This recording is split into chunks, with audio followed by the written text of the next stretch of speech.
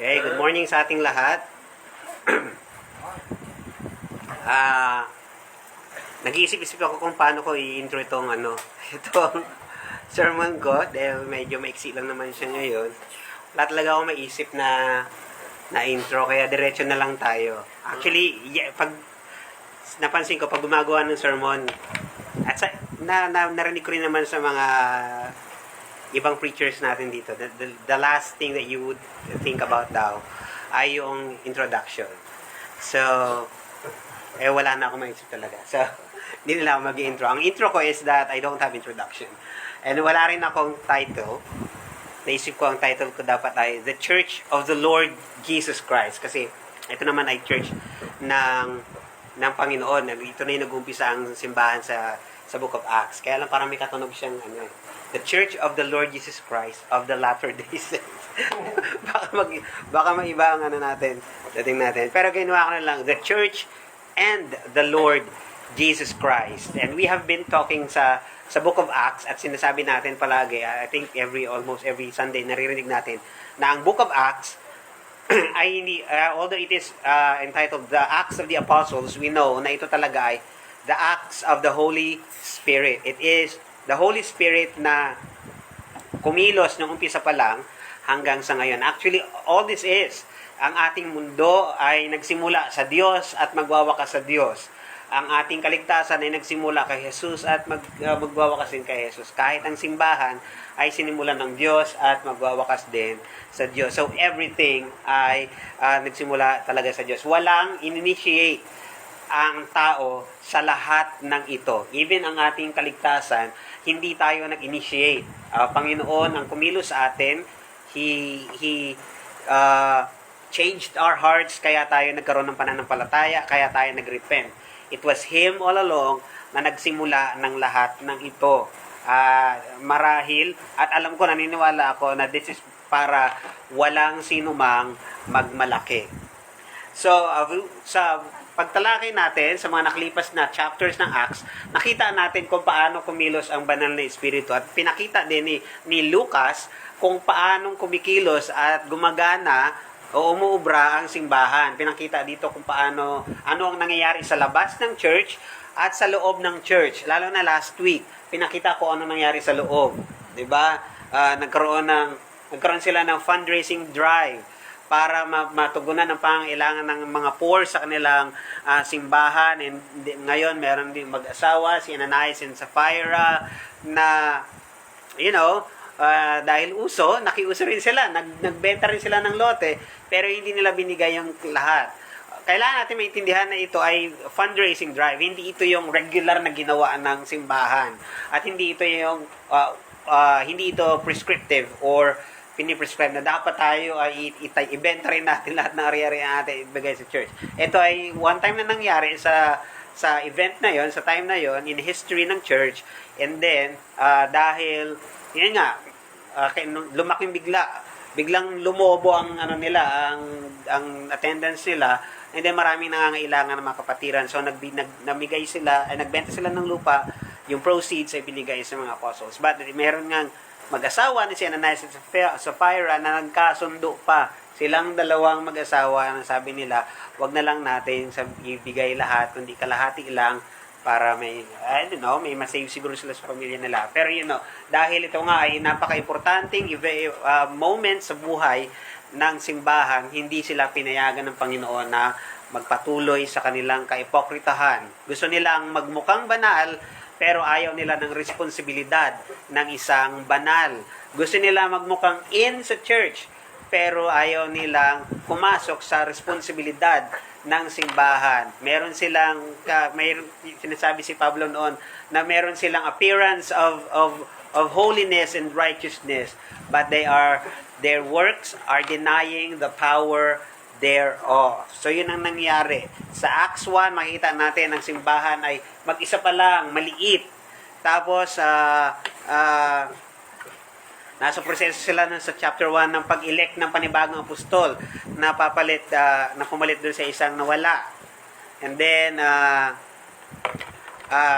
kakakit pa lang ni Jesus sa langit, so medyo maliit pa lang. And then sa Acts 2, dumating ang banal na Espiritu at talagang doon magsimulang mag-alab sila. And then si Peter nag-preach ng first great sermon at marami ang nanampalataya, ang nagsisi at nabautismo at nadagdag sa church. And then natapos ang chapter na yon na nag-gather uli ang simbahan sa kanilang mga tahanan sa pamamagitan ng panalangin at pagtuturo. Sa chapter 3 and 4 naman, makikita natin, bumalik na naman sila sa sanlibutan para mangaral uli at pakita ang kanilang mabubuting gawa. At dahil doon, maraming mga mananampalataya na nagdagdag sa church. Pero of course, kasama noon, kaakibat noon, ay nagkaroon din ng persecution. And then, sa chapter 4 din, ayun na nga, nagkaroon sila ng worship service. And then, meron silang unity at nag-share sila one heart and one soul. And then, nagkaroon din ng division, no? Agad-agad.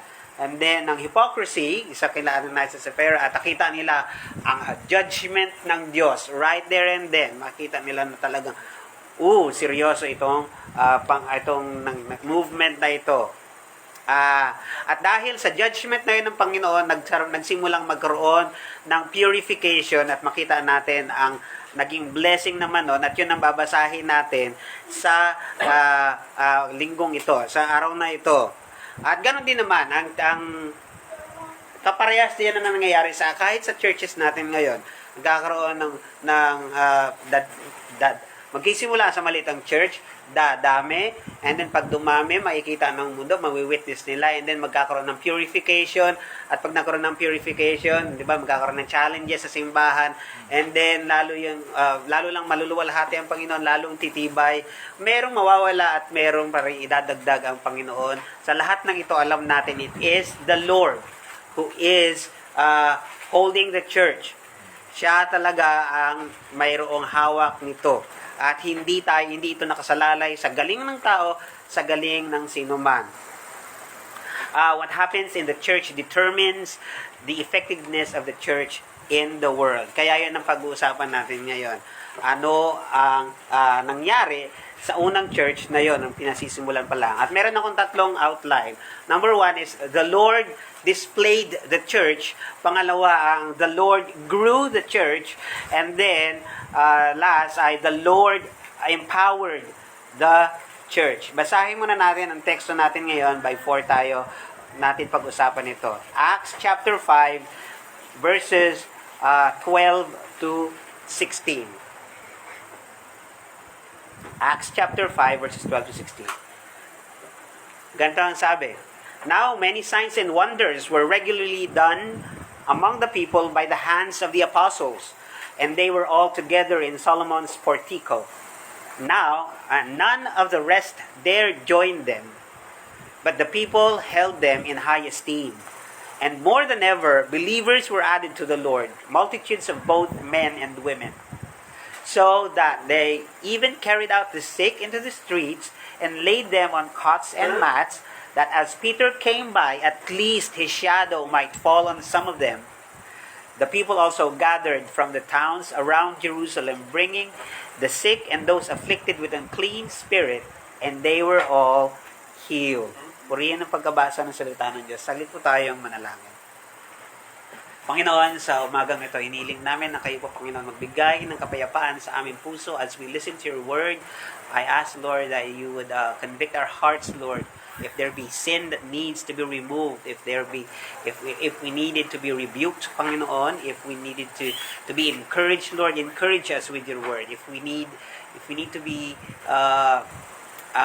strengthened, Panginoon, by your word, Lord, I ask that your Holy Spirit would work in us sa umagang ito, Panginoon. Gamitin mo ang inyong lingkod, Panginoon, to boldly proclaim your truth, Lord. In Jesus' name, Amen. So, the church and the Lord Jesus Christ. Dito makikita natin kung paano talaga kumilos ang simbahan. So, pinakita dito na ang Panginoon, dinisplay niya ang simbahan. The church was meant and is meant for all the world to see. Tayo ay niligtas ng Panginoon para makita tayo ng mundo. Sinabi diyan sa verse 12, now many signs and wonders were regularly done by the people. among the people by the hands of the apostles, and they were all together in Solomon's portico. Kung natatandaan nyo yung sinend ko sa group chat natin, yung yung picture ng Solomon's porch, napakalaki pala. So talagang hindi na accurate at tama na sinabi nilang thousands and thousands of people were there na nagagather. Napakalaki. Siguro parang Quirino Grandstand, something, gano'n. Napakalaking lugar.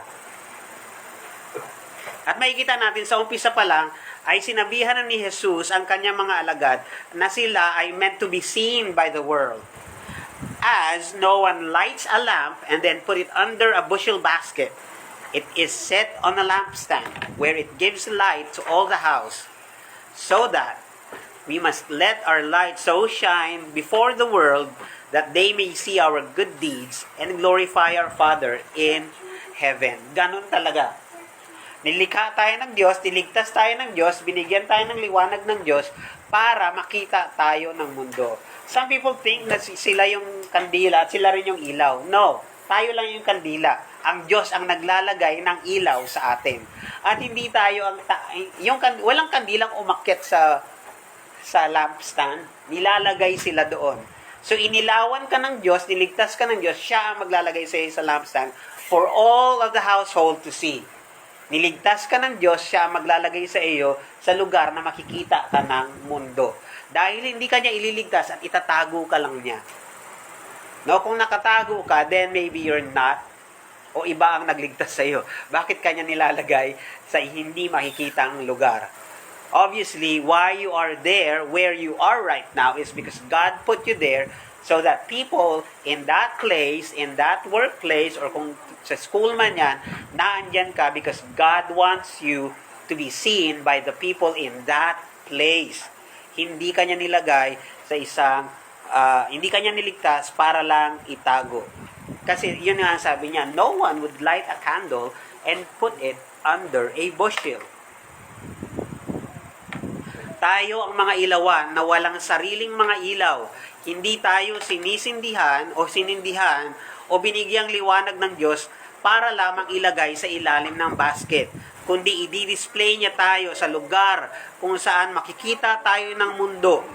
Kung paano natin i-execute ang mga mabubuting bagay na itinakda na niyang magawa natin bago pa man likain ang sanlibutan sa oras na tayo ay iligtas niya.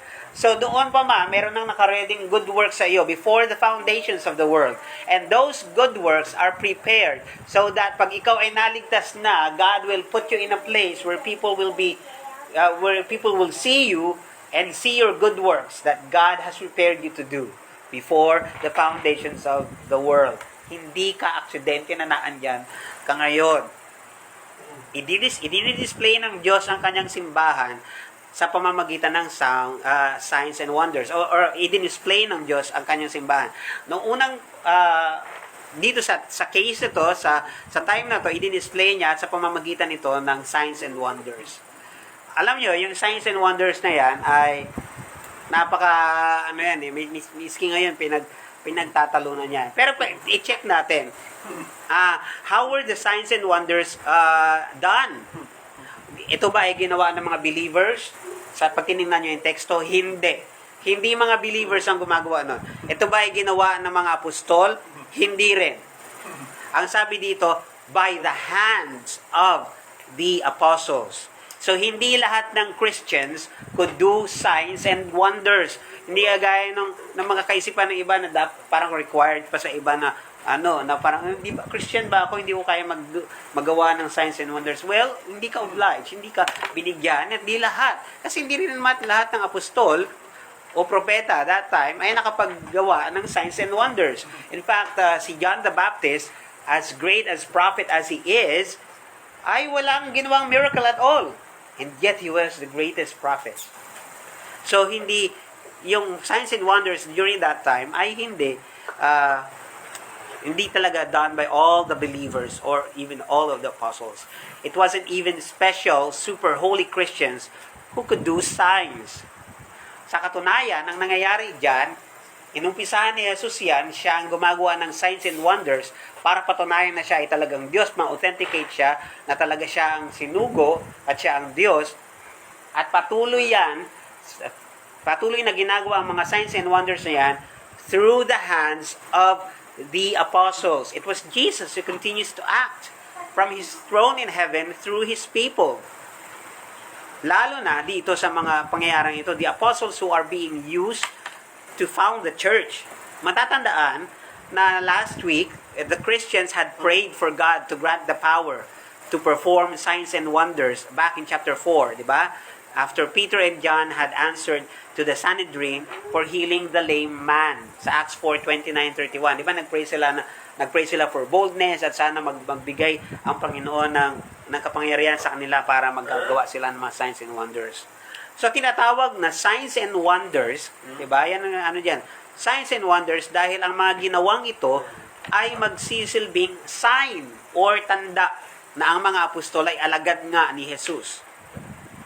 Bukod sa kilala sila ng mga tao na sila ay kasama ni Jesus, nangyari yan nung nasa Sanhedrin sila, ito tanda rin para patunayan na sila ay sugo ng Diyos upang ang tao rin ay mag-wonder at luwalhatiin ang Diyos. Sinabi sa isang article na nabasa ko sa Ligonier, a sign that is something that speaks of an unmistakable message, a wonder that is something that leaves us struck dumb, an event that cannot be explained as anything other than the manifestation of supernatural power is the definition of a miracle in the Bible. The Pharisees did not doubt that Jesus performed miracles, even as they hated Him for having the power to do so. So, ang signs and wonders, walang makatatanggi niya na yan ay totoo.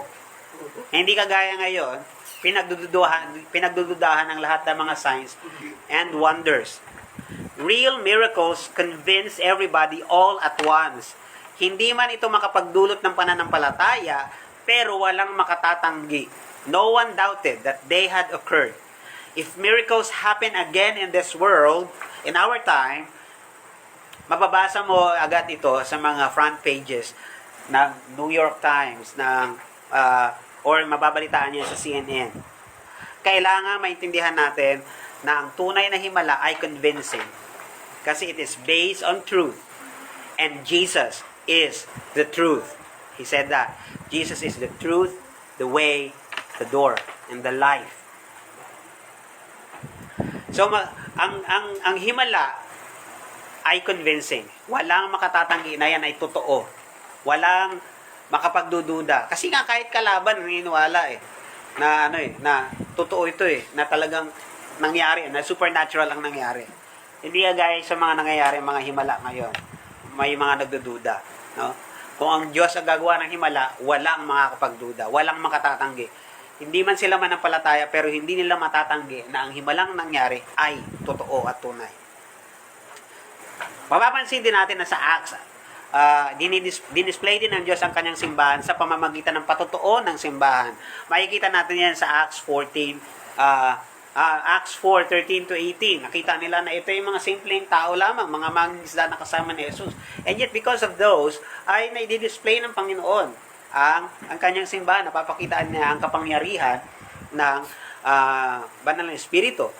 I-display din ng Diyos ang kanyang simbahan sa pamamagitan ng turo ng mga apostol. Makikita natin yan din sa previous chapter natin sa verses 8-12. Nagtuturo sila sa temple at sa iba-ibang lugar. Mismo sa mga bahay nila. They continued daily in the apostles' doctrine. Nagkikita sila, itong maraming mga taong ito, sa portiko ni Solomon. The Solomon's porch or portico is a public area in the temple complex next to the court of the Gentiles.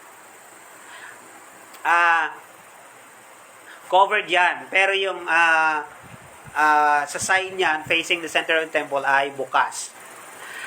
Napakalaki nito. It could accommodate the thousands coming to Christ and joining the church. It was a perfect place place to see the signs and wonders and hear the good news being preached. So, napakagandang lugar. Napakalaking lugar para pagtipunan. Hindi ibig sabihin na dapat doon tayo mag-worship service sa Quirino Grandstand. No? Hindi ibig sabihin, since doon sila nagtitipon, dapat pala sa malaki rin. Or dapat huwag na tayo mag-house church. Hindi, kasi they did the house church pa din. Pero yung malakihan sa Solomon's Porch, kinailangan lang nila talaga ng malaking lugar dahil malaking bilang rin ng mga tao ang dadalhin at dinadala ng Panginoon. So we see the difference, the changes in the apostles now. Dati, they were just hiding in the upper room. Mga takot na mga apostles, mga disciples. But now, you see them, after that they have seen the Lord Jesus Christ na nabuhay muli at umakit sa langit. They were bold now. They were encouraged by the resurrection and the ascension and empowered by the indwelling of the Holy Spirit, engaging the culture and everyone who can hear in faith-fueled obedience to be witnesses for Christ, no matter the cost. So, ang ginawang ito ng Panginoon, ang pagdilagay niya ng pananampalataya, pagkilos ng Banal na Espiritu sa mga mananampalataya, ito ang nagsilbing ilaw. And because of this ilaw, some were attracted to the church, but some stayed away from it. Papansin niya, pag binasa natin dito sa Acts chapter 5, sabi doon, they were all gathered in Solomon's portico, none of the rest dared join them. Wala daw nagtangkang sumali sa kanila.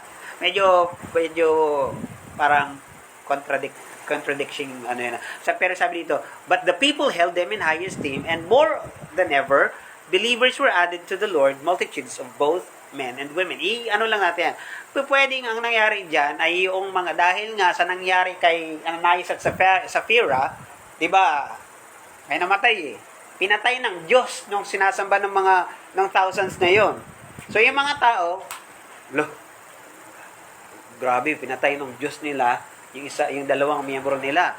So natakot na sila, hindi na sila sumali. So hindi na sila nag-dare na sumali.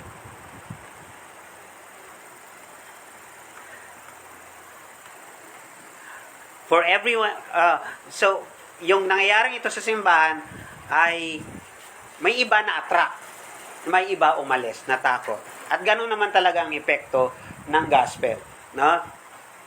Pag nag-preach ka ng gospel, pag nag-preach ka ng katotohanan, merong ma-offend o matatakot, magagalit, at meron ding ma-attract.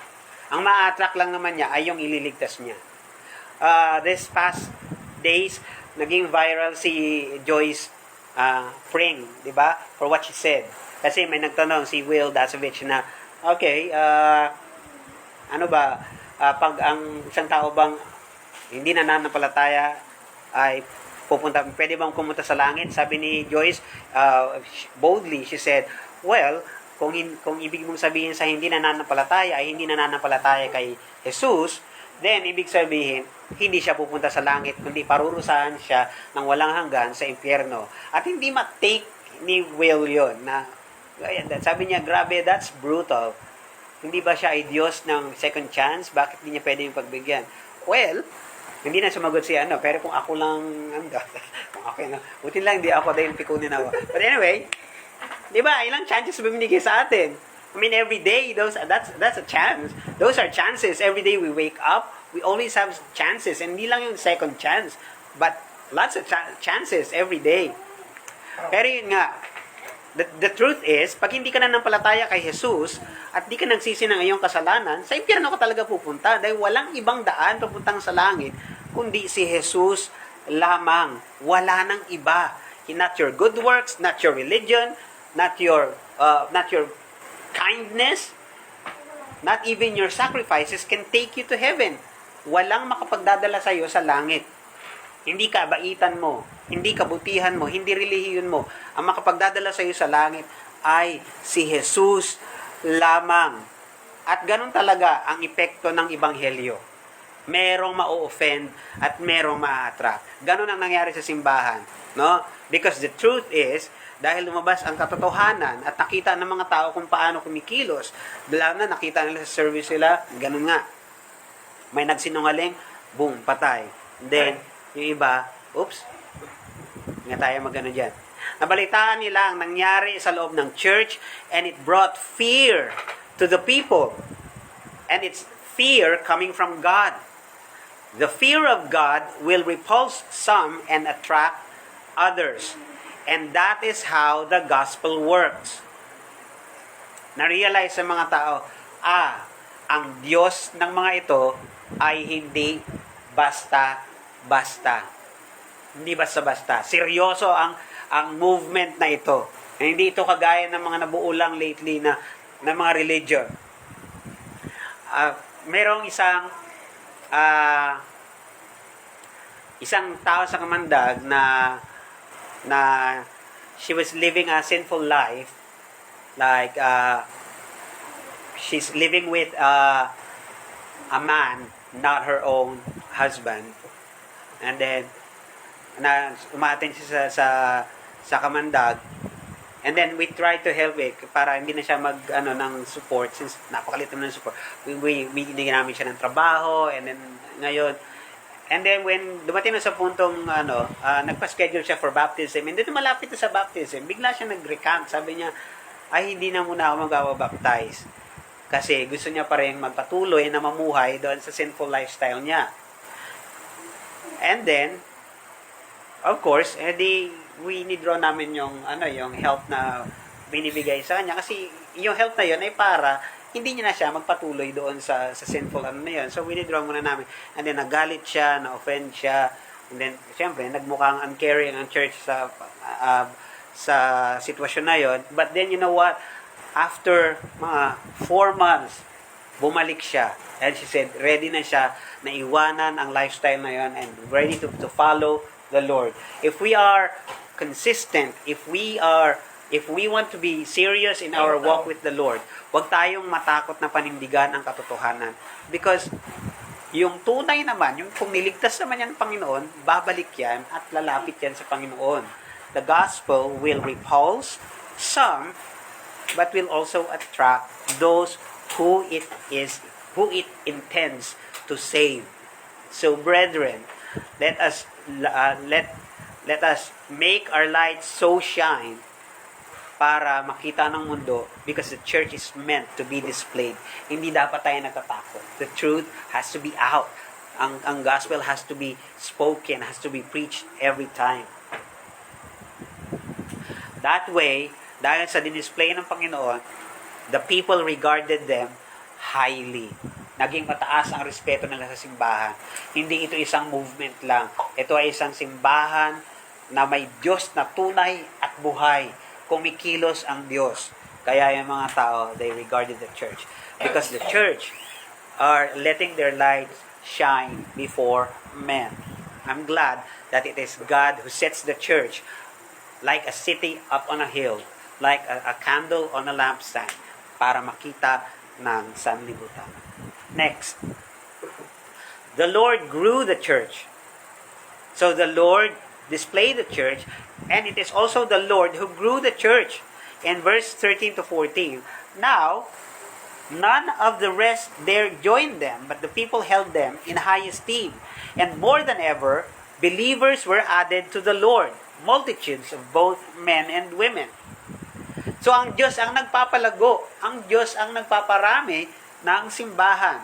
He grows her spiritually, trimming and pruning so that the unshakable will remain.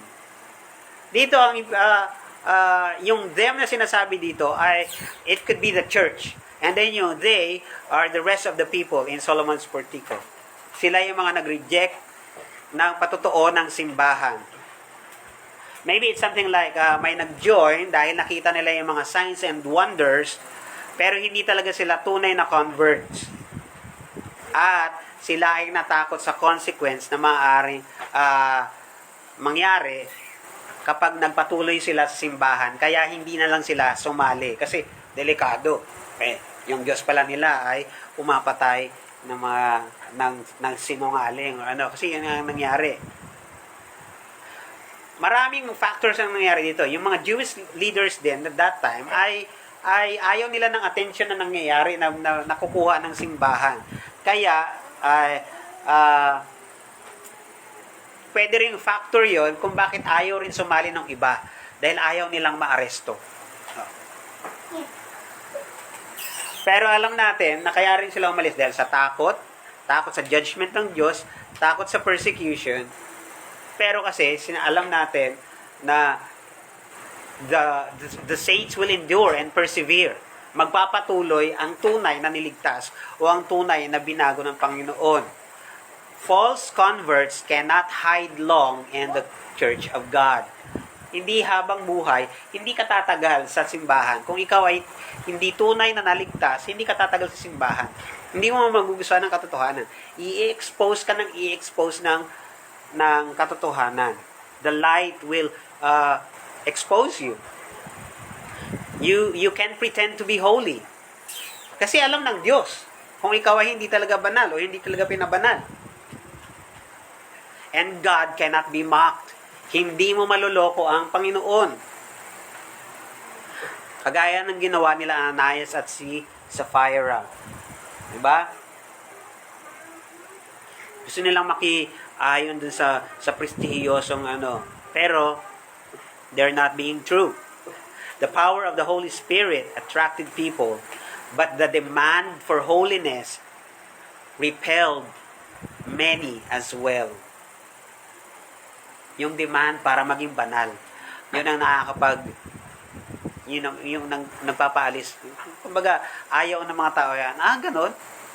Kailangan pala yun. Akala ko okay lang yung church na ganto-ganto lang tayo. Friends. But there's a demand. We need to live holy. We pursue holiness. We want to pursue it. And that's part of our being a church, being a pure church. Yung mga tao sa Judea, parang sabi nila, okay, may pangyayari talaga dito. Iba ang mga tao dito.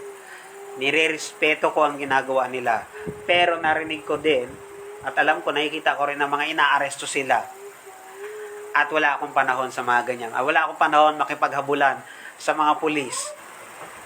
At merong mag-asawang pinatay ng mga nakaraang linggo lang.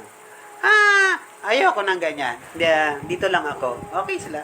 Okay, alam ko na totoo yung ginagawa nila. Alam ko na yan ay sa Diyos. Pero ayoko niya. Yun ang nangyari sa mga tao niya. Sinasabi nila, maybe church is good for them. Pero not for me. So, hindi sila sumali. Pero yun din ang nagbigay, nag-encouragement sa ibang mga nanatili. So, I encourage everyone, don't be those who dare not. Huwag tayong ganun. Kundi huwag lang nating irespeto ang simbahan, kundi sumali tayo. If Christ is not for you, then death and destruction and hell is for you. Ganun lang talaga yon. Kung hindi para sa iyo si Kristo, then ikaw ay para sa impyerno at pagkapahamak. Kaya kagaya ng sinabi ni Joshua, choose you this day whom you will serve. But as for me and my house, we will serve the Lord. He didn't only grow the church spiritually, but God grew her numerically, adding more and more believers daily. Nakalagay dyan, the believers were added. It was God who added. The word was passive. They did not add themselves. Responsable tayo, siyempre, na manampalataya. Siyempre, tungkulin natin manampalataya at magsisi. Responsable rin tayo kung tayo ay aalis o sasali. Pero ang pagdagdag at pagpaparami, ang Diyos ay ng mga tao sa simbahan ay gawain ng Diyos. Siya ang nagbibigay ng pagsisisi. He grants repentance. Siya ang nagbibigay ng pananampalataya sa tao. At siya ang naglalapit sa mga tao kay Jesus. At siya rin ang tumatawag sa kanya para sumunod sila sa kanya. At tayo ay nagre-respond lang in obedience through faith na ginran sa atin sa pamamagitan ng kanyang biyaya. Ganyan kagaling ang Diyos natin. Because we don't want to draw near to Him. He was the one who drew us close to God. It is God who gives the increase to the church. Sinabi niya na yan sa mga disciples niya noong una pa lang, nung tawagin niya sila. Sinabi niya sa John 4:38, na I sent you to reap that for which you have not labored. Others have labored, and you have entered into their labor. Sinabi niya na yan, na ang mga aanihin mga apostol sa darating na panahon, ay hindi talaga nila pinagpaguran, kundi pinagpaguran ng ministry ni Jesus nung siya ay buhay pa at ni John the Baptist at ng mga apostles na nanalangin, na nangaral ng paparating na pagliligtas ng Misaya na pinangako ng Diyos. Even Paul said that it is God who gives the increase. Yes, we will go out. We will so let our light so shine before men. But it is God who will add to the church. Marahil para walang makapagyabang. Na dahil sa galing nila, sa effort nila, sa dedikasyon nila, sa pagre-research nila, sa tatas nilang magsalita, kaya lumago ang iglesia. It is God who adds so that no one will boast. And last, not only did the Lord display the church, the Lord grew the church, but also the Lord empowered the church in verse 15 to 16, so that they even carried out the sick into the streets and laid them on cots and mats, that as Peter came by, at least his shadow might fall on some of them. The people also gathered them from the towns of Jerusalem, bringing the sick and those afflicted with unclean spirit, and they were all healed. Makikita natin dito ang movement na ang dami ng mga tao na dinadala. Kumikilos na ang mabuting balita. At pinangako rin yan talaga ng Panginoon sa umpisa pa lang na Acts that they will be His witnesses in Jerusalem and in all Judea and Samaria and to the end of the earth. And the disciples were preaching boldly. Makikita natin, dati takot sila. Pero ngayon, ang tatapang nila. It is the Holy Spirit who empowered them. Some are attracted to their preaching. Some are offended. Some avoided the church, but some joined the church.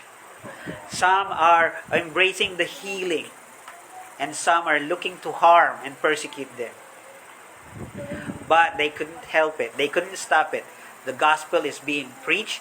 The church is growing. It is because God is empowering His church. Siya ang magpapalago. Siya ang magsisindi ng ilaw sa atin. Pero siya rin ang magbibigay ng kapangyarihan at kalakasan sa ating lahat. Siya ang gumawa niyan sa mga disciples. The gospel spreads, and those who come are those who need, and they know they need.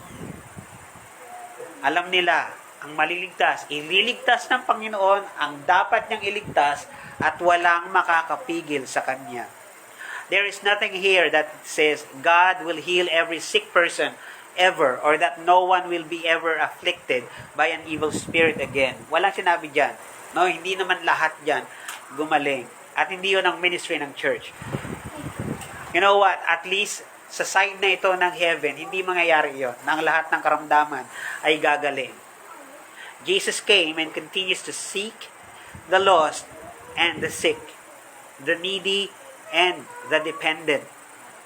So kung ikaw ay na kay Kristo, maghanda ka para ma-encounter mo ang lahat ng mga nangangailangan ito at gagamitin ka ng Panginoon. Prepare to be those who need help. Prepare for those who need help. Hindi tinawag ng Panginoon ng mga perfect na tao, kundi yaong mga nagsisisi. Yaong mga aminadong sila'y makasalanan. Humble and honest. Yung mga taong willing na sabihin, ako ay may sakit. Ako ay nangangailangan ng tagapagligtas. Ako ako ay makasalanan. Kailangan ko ng tulong. May nagsabi na hanggat hindi ka dumadating doon sa puntong kailangan ko ng tulong ng Diyos, ay hindi ka pa talaga nakapagpapakumbaba. Hanggat hindi ka dumating doon sa puntong Panginoon, tulungan mo ako, ay hindi mo pa talaga naaabot ang tunay na pagpapakumbaba na kinakailangan para iligtas ka ng Diyos. Tayo ay mga makasalanan. Kailangan natin ng Panginoon para maligtas tayo dito. I ask at ang prayer ko sa atin that the Holy Spirit will work in our hearts, regenerate it, and give us a heart that is able to preach the gospel, able to obey Him, at able to give us the necessary skills and heart para maging simbahan ng Panginoon. We are the church, and we are of the Lord. It is the Lord who started us, the salvation in us. It is the Lord who started the church. The Lord displayed the church. The Lord grew the church. The Lord empowered the church. Ganon din sa ating lahat. It is He who is going to display us for all the world to see. It is He who is going to grow us, and He will empower us. Saglit po tayong imoko at manalangin.